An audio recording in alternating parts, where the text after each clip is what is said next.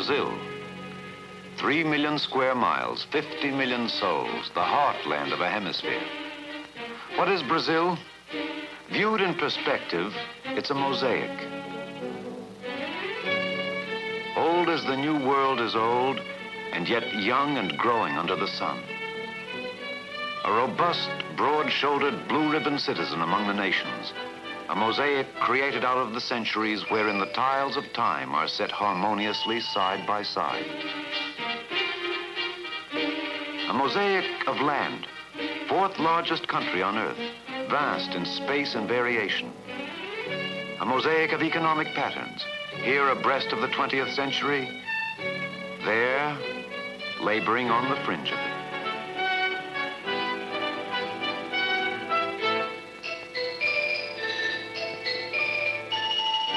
An eager young nation with its eyes on the future, but only partially emerged from the past.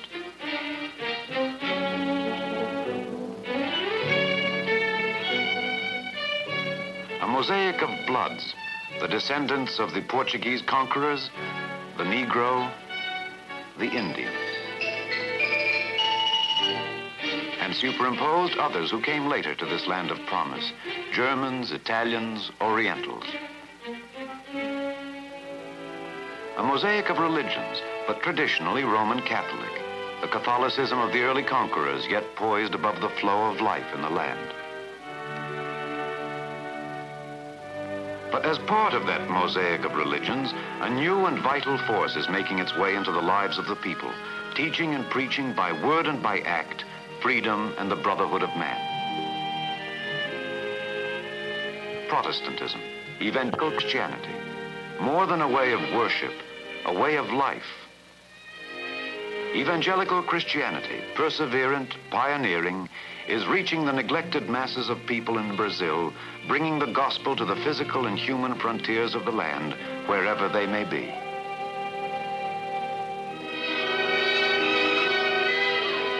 Space. This is the strength and the weakness of Brazil, the promise and the problem the nation lives with. The vast earth is a rich reservoir, but scarcely tapped, a treasure house for tomorrow.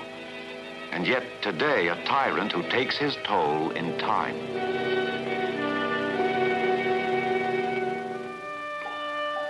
"40 days, Rodger Perkins and his muleteer circuit, and there were weeks ahead before it would be done.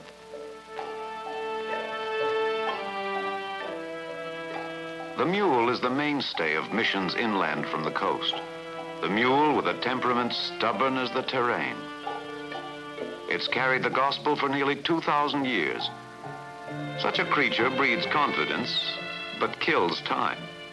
And something of the animal's disposition must be absorbed by the rider. Patience, Rodger Perkins told himself over and over again. Patience or the land will lick you. 40 days from Montes Claros, 40 days across the mountains to reach these villages.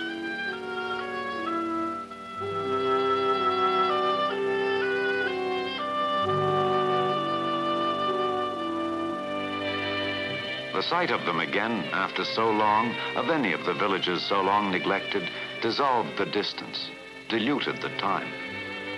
40 days, what did it matter? They were here. Space destroyed, faith renewed by the clasp of a hand.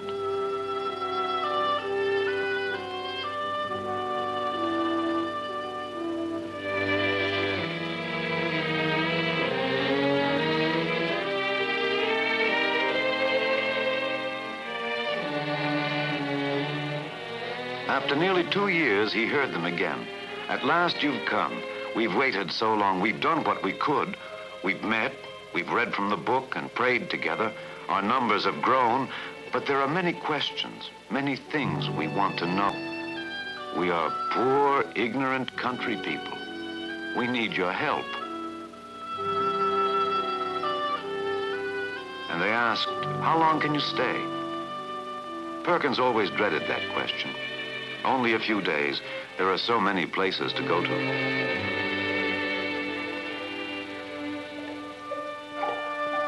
After a week of ministry in the village, they were back on the trail, at grips again with space.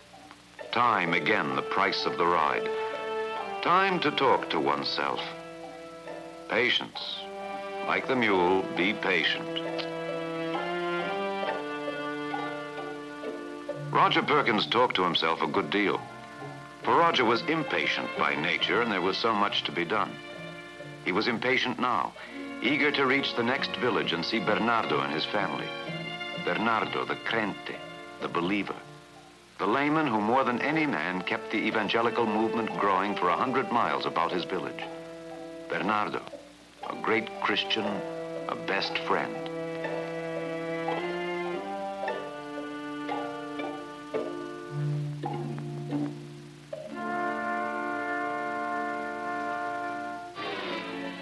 And then, at a fazenda near Bernardo's village, he heard troubling news. The crente was sick, very sick. In the village, a woman said the crente was dying, perhaps already dead.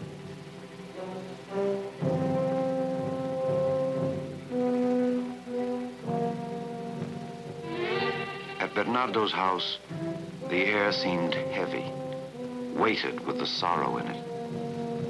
It was as though he could feel the presence of sickness. And as he walked, his legs were numb beneath him.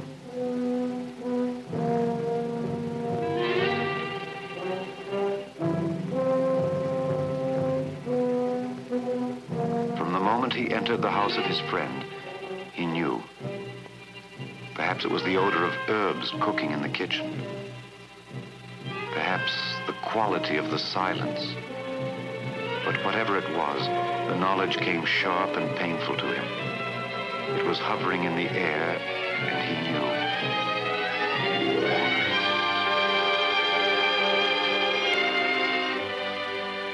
Louisa and the girl. Their expressions were eloquent, and a look at Bernardo froze his blood.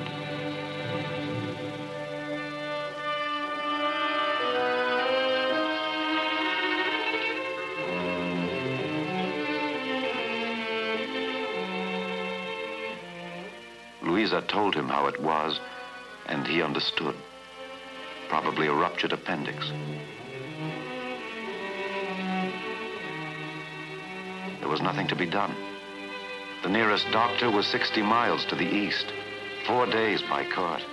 Bernardo couldn't live to see the second of those days, and the agony in the cart on those roads. Time, distance, 2 grim hands throttling him, murdering Bernardo. And he had to stand there and by his silence tell Louisa and the girl that there was nothing to be done.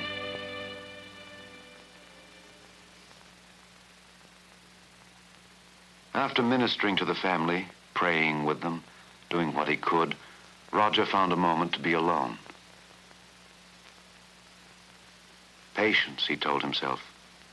Patience, or the land will defeat you. But he could think only of Bernardo dying and nothing he could do to save him. Now again, Rodger Perkins talked to himself, talked to someone far greater than himself, someone whose presence he needed so desperately now. He prayed for Bernardo, for the work, and he prayed for his own self-control, for patience, for guidance, and for faith.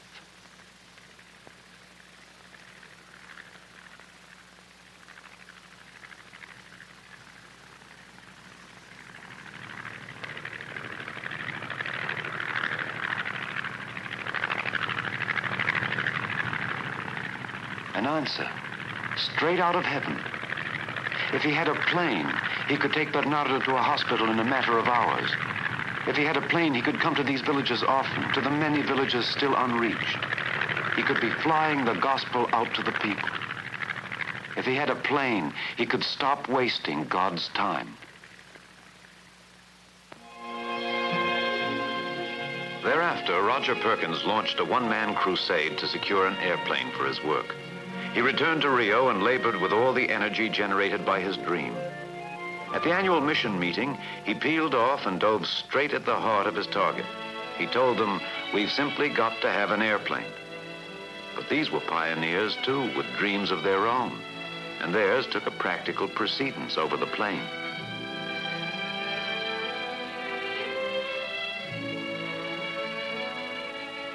The arguments were powerful against it. Airplanes were expensive.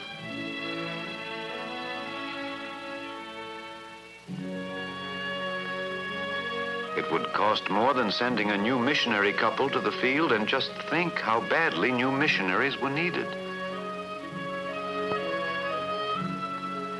An airplane was impractical. Who would fly it?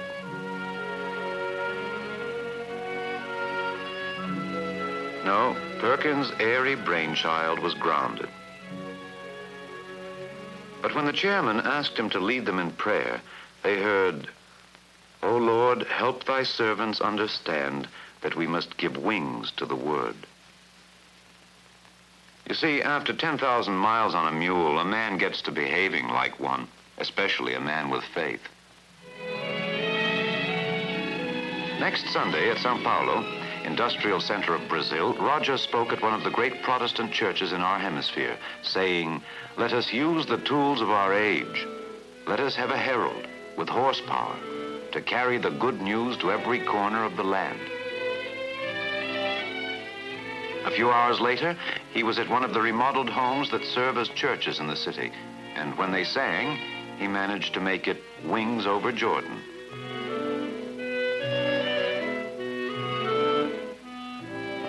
Rodger Perkins knew his was not the only frontier in the land.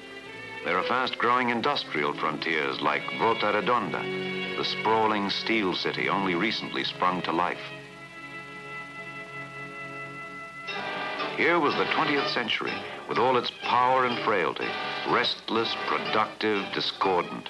Here was man forging new sinews, yet foundering in spirit, finding new tools, yet losing himself. And here, too, was the church.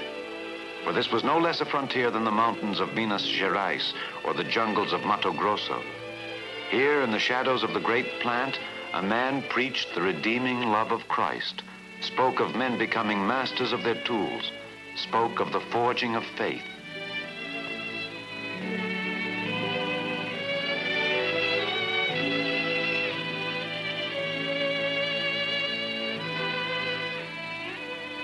Yes, this too was a frontier with its lonely men in mass, men throwing up houses and yearning for homes, building a standard of living but wanting a faith to live by. The pastor of the church at Volta Redonda is also a missionary pioneer. To this man, Rodger spoke of the plane, and the missionary understood, encouraged him. You see, they spoke each other's language. Each had his own dream, but a common cause. Each would advance with the other's victory.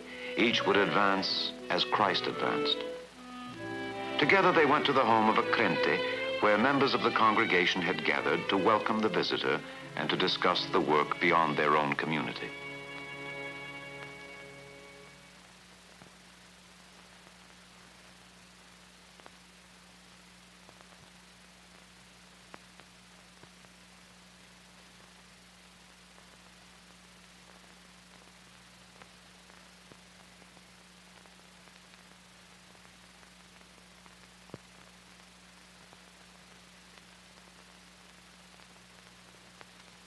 From this frontier, the answer came, "We're with you."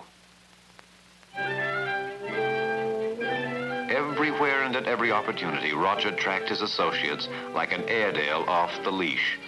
A man with a purpose, he buttonholed his brethren and soared above their objections. He pleaded, studied, wrote scores of letters to Bahia, Belém, and the Board of Missions. And then, exactly a year after his first attempt, he reappeared for the mission meeting at Rio de Janeiro.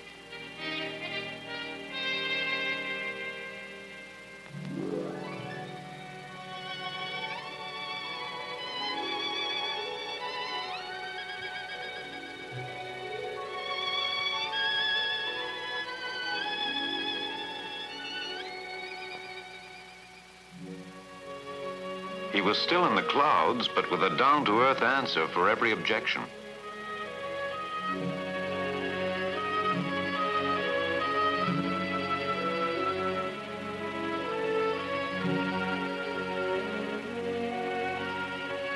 It was still mighty rough going up there, but he no longer soloed. Now there were others. There were others with the experience and the vision needed to see virtue in the idea, too. The chairman was one of them. Or maybe he was just getting worn down. At any rate, he succumbed to the air raids, and the battle of the boardroom was won. Now the idea would have to be approved at home, and the money raised by American churches. A big job still to be done. But Rodger was just warming up. He would win. Deep in his heart, he'd always known he would win.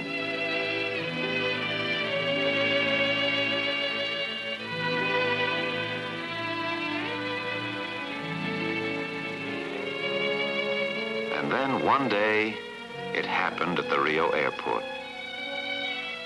Somewhere on that apron was a tiny plane bought largely by the giving of American Sunday school children and crated and shipped to Brazil. Yes, and eager for the sight of it, Rodger Perkins and his pilot, George Glass. It was a little frightening, like seeing your child for the first time. Did it have all the parts? Was it all right? It was called Arautinho, the little herald of the gospel, and it was beautiful. A lovely 1,200-pound baby ready to go. Beautiful beyond words, and ready to go.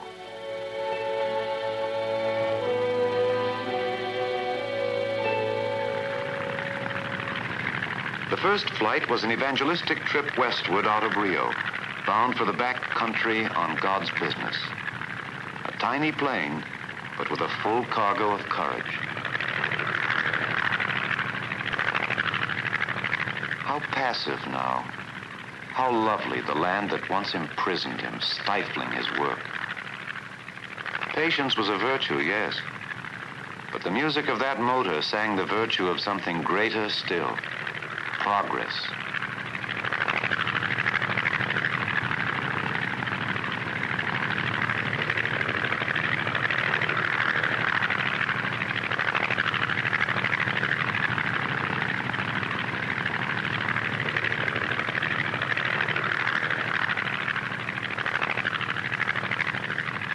This circuit took them across the mountains to a river valley in Minas Gerais.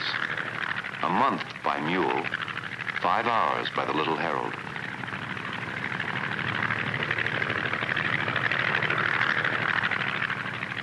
That town looked familiar, even after 3 years, even at 2,000 feet. Well, tail up, nose down, on target. So let them fly.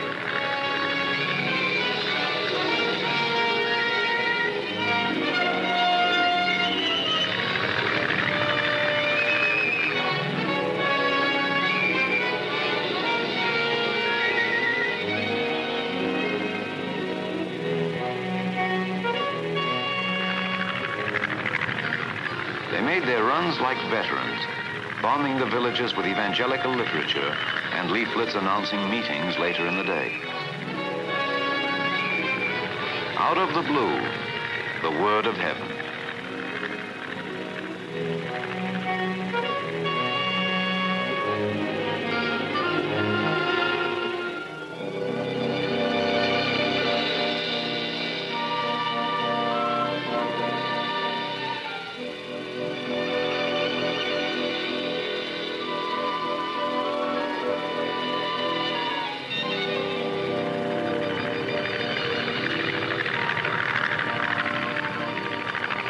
Little herald bombing for peace on earth. That night, they were 300 miles to the northwest, and there were slides. The bright beam lanced the darkness, lighting the screen and the hearts of the people.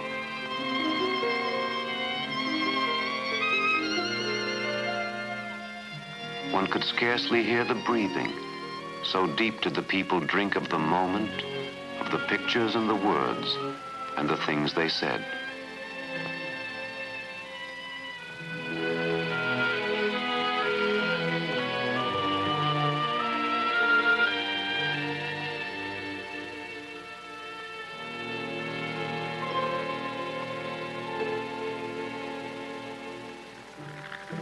In the years that followed, the Arautinho played its part in the overall work in Brazil. It is but a tiny thread in the great fabric being woven in Christ's name, a tiny thread designed to strengthen and sustain the whole.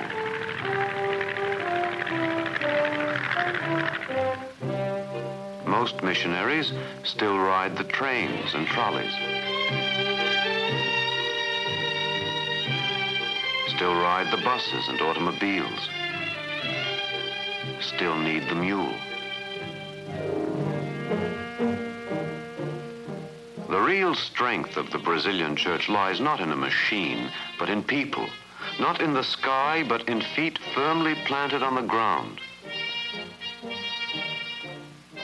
The strength of this church resides in the quality of its statesmanship, in the unity between missionaries and national workers, in its strong lay movement for church extension, in its rugged independence of spirit.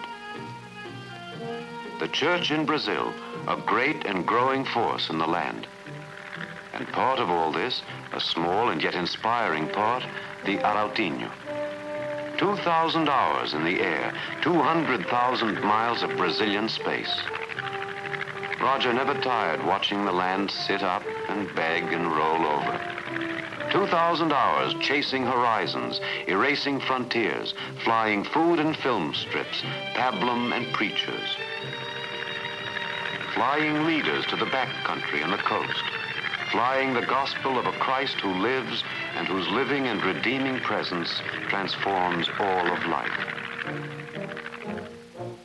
200,000 miles, flying between the evangelical outposts of Brazil, shuttling back and forth like a strong stitch, sewing the brotherhood ever more tightly together, helping to measure the church to the size of the land.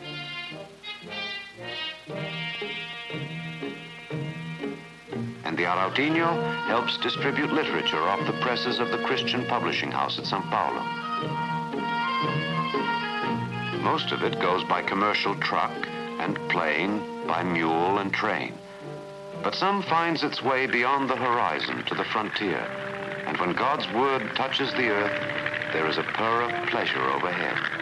A song that slowly dies away as the Arautinho heads still further west. One day in the town of Juiz de Fora, Rodger Perkins received yet another challenge from his old adversary, Brazilian space. He and George Glass were attending a meeting one afternoon, listening to a new series of records made by the evangelical church in Brazil.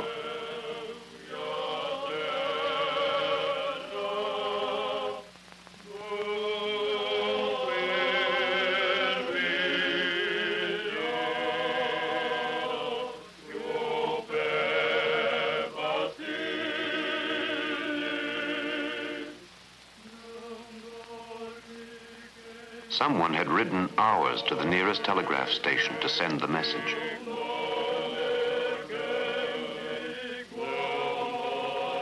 It was about Luisa, Bernardo's widow. Now she was ill, desperately ill, needed to be brought out to a hospital. There was only one way, the Arautinho, and no time to lose.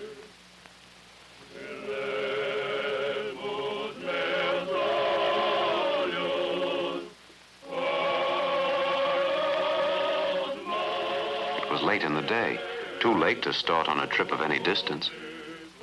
But Luisa was waiting out there, waiting as Bernardo had waited.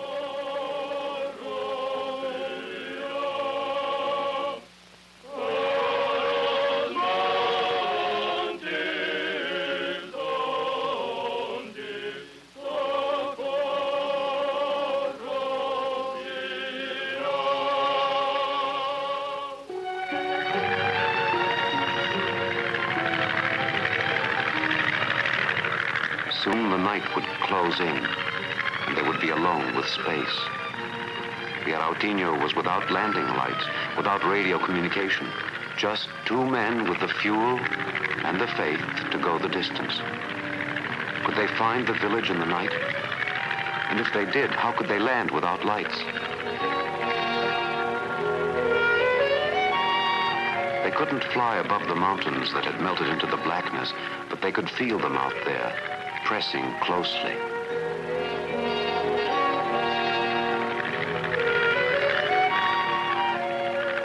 Without lights, the Arautinho was a blind and fragile thing alone in space, flying through a void in which danger lurked, ever present and unseen.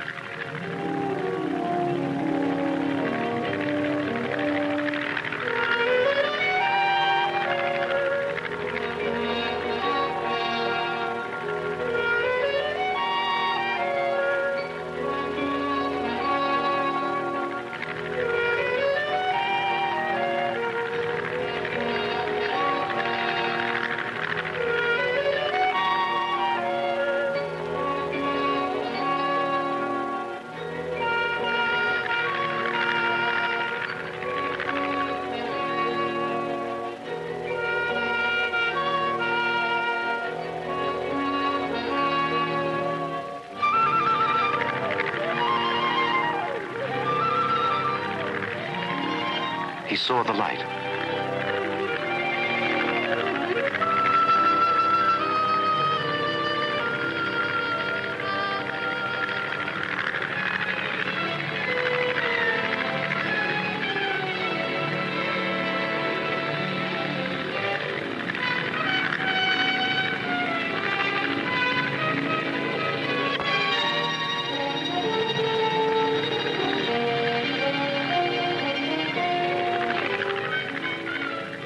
People had been waiting for hours and were lining the cow pasture with their lanterns, pointing the way. Going down. They knew the hazards of that strip. Could they make it?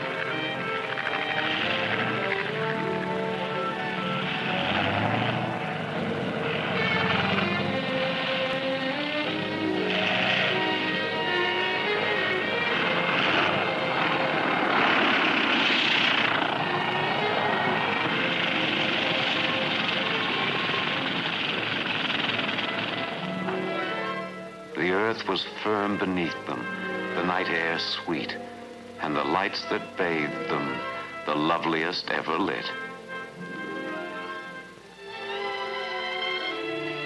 Before dawn, they took Luisa from the bed in which Bernardo had died.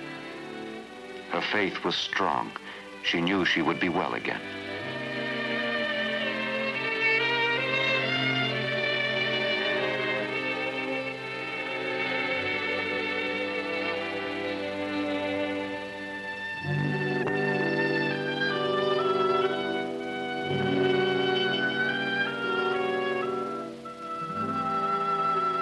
In this woman, as in her husband, there was strength, for Christ lived in her house.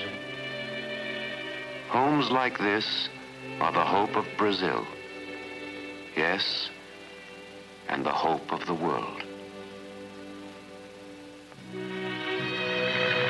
With Luisa, they headed eastward, back across the bulk of Brazil, back across the mosaic of the land, a vast land, a world in itself, a world to be won for Christ.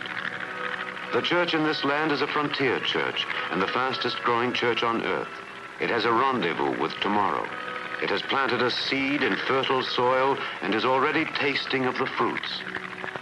But it will not rest while yet a frontier stands, or God remains denied his whole harvest.